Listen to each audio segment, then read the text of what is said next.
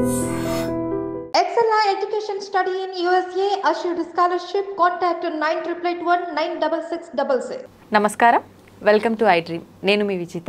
ప్రస్తుతం మనతో పాటు ఉన్నారు ప్రముఖ జ్యోతిష్యులు డాక్టర్ గుండెపూడి శివసుధీర్ శర్మ గురూజీ గారు. ఇప్పుడు గురుగారితో మాట్లాడి మరిన్ని విషయాలు తెలుసుకుందాం. నమస్కారం గురుగారు. శ్రీమాత్రే నమః, శ్రీ గురుభ్యో నమః. గురుగారు, అక్షయ తృతీయ రాబోతోంది. అక్షయ తృతీయ అనగానే బంగారం షాపులన్నీ కిటకిటలాడిపోతుంటాయి, చూస్తూ ఉంటాం మనందరం కూడా. నా చిన్నతనం నుంచి అందరూ చెప్తుంటారు, ఆ రోజు కనుక బంగారం కొంటే మనం కొన్నదానికి రెట్టింపు అవుతుంది మరో సంవత్సరం అక్షయ తృతీయ వచ్చే వరకు అని. ఇదంతా నిజమే అంటారా, ఒక అపోహ అంటారా గురుగారు?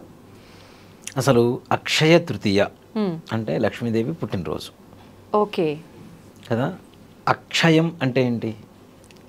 అహ అంటే కానిది, క్షయం అంటే ఎప్పటికీ నాశనం కానిది, వృద్ధి జరిగేటువంటిది అని అర్థం. అందుకని మనం అక్షతలు వేస్తూ ఉంటాం.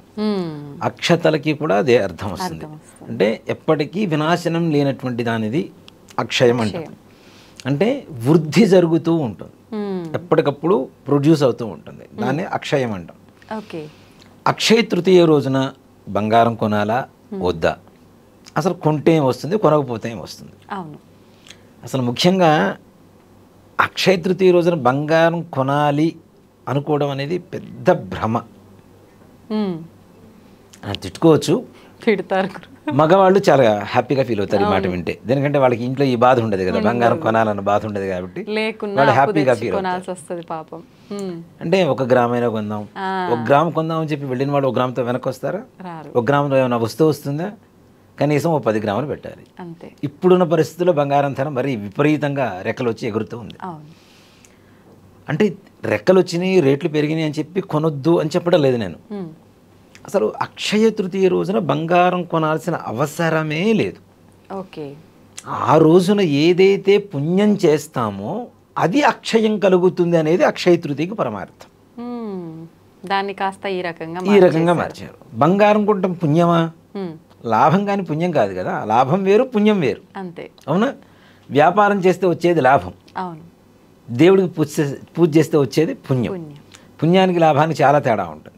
కానీ ఇక్కడ ముఖ్యంగా అసలు కలిపురుషుడు ఎక్కడుంటాడు ముఖ్యంగా అంటే బంగారంలో ఉంటాడట. పోయి అక్షయ తృతీయ రోజున కలి అంటేనే పాపం. పాపం పెంపొందించుకోవడానికి ఇంకాస్త మనం ఇంకో స్టెప్ ముందుకేస్తున్నామంటే అది పాపమే కదా, ఇంకా పాపం కదా. కాబట్టి బంగారం కొనటం అనేది అక్షయ తృతీయ రోజున అసలు చెయ్యవద్దు అనేది అసలు అంటే శాస్త్రాల్లో చెప్తోంది. కొనమని ఏ శాస్త్రంలో రాసిందో చూపించమని చెప్పండి ఒక్కళ్ళనైనా. పలానా గ్రంథంలో, పలానా పురాణంలో, పలానా భారతంలో, లేదా పలానా శాస్త్రంలో ఇక్కడ రాసి పెట్టుంది ఈ రోజున బంగారం కొనాలి అని. వంక పెట్టుకొని బంగారం కొనుక్కోండి కాదని చెప్పాను, కానీ దాన్ని ఒక ఆధ్యాత్మికమైనటువంటి కోణంలో తీసుకెళ్తూ ఒక భక్తి అనేటువంటి దాన్ని పక్కదారి పట్టించడం అనేది మాత్రం పాపం అవుతుంది తప్పనిసరిగా. మరి అక్షయ తృతీయ రోజున ఏం చేయాలి మనం? నిజంగా అక్షయ తృతీయ వైశాఖ శుద్ధ తదియ రోజున వస్తుంది మనకి కదా. వైశాఖ మాసంలో ఏ కాలంలో వస్తుంది మనకి? నడి ఎండాకాలం. చూడండి, మామిడి పండ్లు కూడా వైశాఖ మాసం వచ్చిన తర్వాతనే వాటి పరిపక్వత ఎక్కువగా ఉంటుంది. పండు తినడానికి కూడా మంచిగా టేస్టీగా తీయగా ఉంటుంది. అంతవరకు కూడాను వగరగా పులుపుగా ఇట్లా ఉండేటువంటి పండ్లే వస్తూ ఉంటాయి. అంటే నడి ఎండాకాలం, కరెక్ట్గా ఎండలు బాగా భగభగ మండేటువంటి రోజులు. ఈ వైశాఖ మాసంలో తృతీయ రోజున వచ్చేటువంటి ఈ అక్షయ తృతీయ రోజున ఏం చేయాలి అంటే, అవకాశం ఉంటే వెండి పాత్ర, లేదు రాగి పాత్ర, లేదు అది కూడా శక్తి లేదు ఇత్తడి పాత్ర, అసలు ఇవి కూడా కొనలేము, మా దగ్గర డబ్బులు లేవు, మట్టి ముంత అంటాం. కుండలు వేరు, ముంతలు వేరు. చిన్న చిన్న ముంతలు ఉంటాయి కదా, అలాంటి ముంత తీసుకోండి. దానికి శుభ్రంగా చక్కగా గంధం పెట్టి బొట్టు పెట్టండి. ఒక చిన్న కంకణం దారం కట్టండి. లక్ష్మీ అమ్మవారికి ఇంట్లో అష్టోత్తరం పూజ చేసుకోండి. చేసుకున్న తర్వాత దీంట్లో కొద్దిగా బెల్లం, నీళ్లు, యాలుకలు, లవంగాలు, జాజికాయ, జాపత్రి, మిరియాలు ఇట్లాంటివన్నీ కూడా మెత్తగా దంచి పౌడర్ లాగా ఒక పొడిలాగా చేసి దాంట్లో వేసి అమ్మవారికి నివేదన చేయండి. ఇవి నివేదన చేయటం అంటే ఇక్కడ మనం ఇస్తున్నది ఏంటి? పాత్ర కదా, అక్షయ పాత్ర మన ఇంట్లోకి వస్తుంది అనేది ఒక భావన. అలాగే ఈ అక్షయ పాత్రని పానకాన్ని ఏం చేయాలి అంటే ఎండాకాలంలో ఎవరికైతే తాపం తీరుస్తామో ఆ పుణ్యం అక్షయం అవుతుంది అనేది శాస్త్రం. ఇవన్నీ పాత్రలు దేనికి వాడతాం? మనం మంచినీళ్ళు తాగడానికి వాడుతుంటాం కదా. అలాంటిది సుగంధ ద్రవ్యాలతో అంటే ఏమవుతుంది, ఇంకా లక్ష్మీప్రదమైనటువంటి ఒక సుగంధ పరిమళమైనటువంటి ఒక నీళ్ళలాగా తయారవుతుంది. దీనిని ఒక వస్త్రం, ఒక యజ్ఞోపవీతం, ఒక విభూది, విభూతి ప్యాకెట్ కావచ్చు, లేదంటే విభూతి పండు ఇట్లా దొరుకుతుంటుంది మనకి, గడ్డ లాంటిది అదైనా కావచ్చు. తర్వాత పసుపు కుంకుమ, దీంతో పాటు ఒక 2 మామిడి పండ్లు, సీజన్ కూడా అదే కాబట్టి. దీంతో పాటుగా తాటాకుతో విసన కర్రలు తయారు చేస్తుంటారు. అంటే విసన కర్ర అంటే ఇప్పుడు జనాలకు ఎవరు కూడా చాలా మందికి తెలియదు, కానీ హ్యాండ్ ఫ్యాన్ ఓ మాట చెప్పాలంటే విసన కర్రలు. ఇవన్నీ ఈ అక్షయ పాత్ర, ఇందా మనం చెప్పినటువంటి పాత్ర, ఇవన్నీ కూడాను ఒక బ్రాహ్మణ్ ఇంటికి పిలిచి చక్కగా కాళ్ళు కడిగి ఆయనకి ఆ వస్త్రాలు ఇచ్చి అవి కట్టుకున్న తర్వాత మనం ఇచ్చినటువంటి ఆ నీళ్ళు ఏవైతే ఉన్నాయో, పానకం ఏదైతే ఉందో చక్కగా తాగిచ్చి ఆయన చేతికి గంధం పోసి విసనకర్రతో విసిరి చక్కగా యజ్ఞోపవీతం విభూతి ఆయన చేతిలో పెట్టి చేతనైన దక్షిణా తాంబూలాలు పండుతో సహా ఆయన చేతిలో పెట్టి ఆయన ఆశీర్వచనం తీసుకోవడం అనేది అక్షయ తృతీయ రోజున చేయవలసినటువంటి పని. దానివల్ల ఏమవుతుంది, మహావిష్ణు స్వరూపస్య బ్రాహ్మణాయ అని చెప్పి చదువుతున్నాం. అంటే మహావిష్ణు ప్రీతికరమైనటువంటి వాళ్ళు ఎవరు? లక్ష్మీదేవే కదా. లక్ష్మీదేవి అనుగ్రహం కలగటానికి, మన ఇంట్లో లక్ష్మీ అక్షయం అవ్వటానికి, మనం చేసినటువంటి పుణ్యం అక్షయం అవ్వటానికి అక్షయ తృతీయ రోజున చేయదగినటువంటి కార్యక్రమం ఇది. అసలు లక్ష్మీదేవికి పూజ చేసుకోమని చెప్పారు, కానీ బంగారు పూలతో చేయండి, బంగారం కొనుక్కొచ్చుకొని ఇంట్లో పెట్టుకోండి.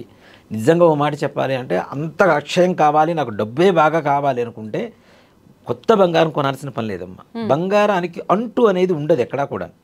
చూడండి, ఇప్పుడు మన చేతికి ఉంగరాలు పెట్టుకుంటాం, ఏదైనా తింటూ ఉంటాం, కానీ ఇక్కడ దేవుళ్ళు ఉంటారు కదా. అలానే వెండి కంచంలో అన్నం తినేవాళ్ళు ఉంటారు ప్రతిరోజు కూడా. దాంట్లో మధ్యలో చిన్న బంగారు పువ్వు ఉంటుంది, చిన్న పువ్వు ఉంటుంది. ఆ బంగారు పువ్వు లేకుండా వెండి కంచంలో తింటే ఒకళ్ళు మాత్రమే తినాలి, ఆ కంచంలో రెండో వాళ్ళు తినకూడదు. ఆ బంగారు పుష్పం ఉంటే, ఇవాళ ఒక ఇంటి యజమాని తిన్నాడు, దాన్ని ప్రక్షాళన చేసి ఇంటికి పీఠాధిపతులు ఎవరన్నా వచ్చినా దాంట్లో వాళ్ళకు కూడా భోజనం పెట్టవచ్చు, ఆ బంగారు పుష్పం ఉండడం కారణం చేత. దీంట్లో ఇంకొక సైంటిఫిక్ రీజన్ కూడా ఏంటి అంటే, బంగారు పుష్పం ఆ కంచంలో ప్లేట్లో ఉండడం వల్ల వేడి వేడి అన్నం పెడతాం. అన్నం పెట్టినప్పుడు ఏమవుతుంది, బంగారం లైట్గా కరుగుతుంది, అవునా. శరీర ఛాయ తెల్లగా ఉంటారు. అలానే లోపల ఉండేటువంటి ధాతు పుష్టి పెరుగుతుంది, ఆరోగ్యం పెరుగుతుంది, డైజెషన్ సిస్టమ్ బాగుపడుతుంది. వీటన్నిటికీ కారణమవుతుంది ఆ పుష్పం ఉండడం చేత. కాబట్టి బంగారానికి ఎక్కడా కూడా అంటులేదు కదా.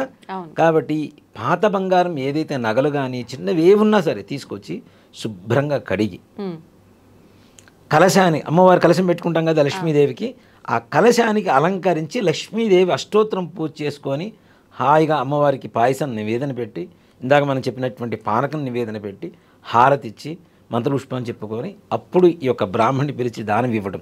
లేదు ఇంటికి పిలిచే శక్తి లేదు, ఏదైనా దేవాలయాల్లో బ్రాహ్మణులు ఉంటారు, దేవాలయానికి వెళ్ళి చక్కగా ఆ ముంత కానీ ఏదైతే అది మీ శక్తి కొలది, ఇత్తడ రాగా వెండ మట్ట ఏదైనా పర్లా, ఏదో ఒకటి వారి చేతికి ఇచ్చేసి వారిని తాగమని చెప్పండి మీ ఎదురుగా.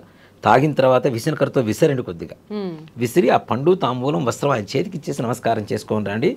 లక్ష్మీదేవి పరిపూర్ణమైనటువంటి అనుగ్రహాన్ని కలుగజేసి మీ ఇంట్లో పుణ్యం, ధనం, ఐశ్వర్యం అన్నీ కూడా అక్షయం అవుతూ కూడాను వృద్ధి జరగడానికి ఉపయోగపడుతుంది.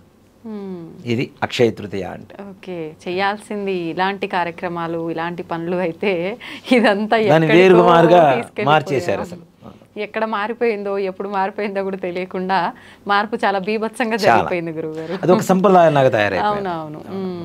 అయితే బంగారం దానం చెయ్యాలి అని కూడా అంటుంటారు కదా గురువుగారు, అది కూడా అవసరం లేదా? బంగారం దానం చేయాలంటే ఈ రోజుల్లో బంగారం దానం చేయమంటే అంటే బంగారం కొనొద్దు అని భర్తల్ని చెప్పిన, అంటే ఆడవాళ్ళకి చెప్తున్నప్పుడు మగవాళ్ళు హ్యాపీగా ఫీల్ అవుతున్నారు. అదే దానం చేయమంటే ఇద్దరు కోపడతారు. దీనికి వచ్చిన బాధ. బంగారం దానం చేయడం అనేది మంచిది, కానీ చేసే పరిస్థితి ఈ రోజుల్లో లేదు కదా. ఉన్నవాళ్ళు అయితే చేయవచ్చు తప్పనిసరిగా. దీని బదులు ఇంకా లేదు బంగారం ఇవ్వలేని వాళ్ళు మన మంచి గుమ్మడికాయ ఉంటుంది చూడండి, ఎల్లో కలర్లో గుమ్మడికాయ, అలాంటి గుమ్మడికాయ దానం ఇవ్వండి, అది కూడా బంగారంతో సమానమే. లేదు గంధపు చెక్క దానం ఇవ్వండి, అది కూడా బంగారంతో సమానమే. కాబట్టి ఇవి చేయటం వల్ల కూడా మంచి ఫలితం వస్తుంది. ఓకే, చాలా మంచి విషయాలు తెలియజేశారు గురుగారు. అలాగే అక్షయ తృతీయ అనగానే చాలా అపోహలు అవన్నీ క్లియర్ అయిపోయాయి ఈ వీడియోతో. థ్యాంక్ యూ గురుగారు. శ్రీమాత్రే నమః. శ్రీ గురుభ్యో నమః.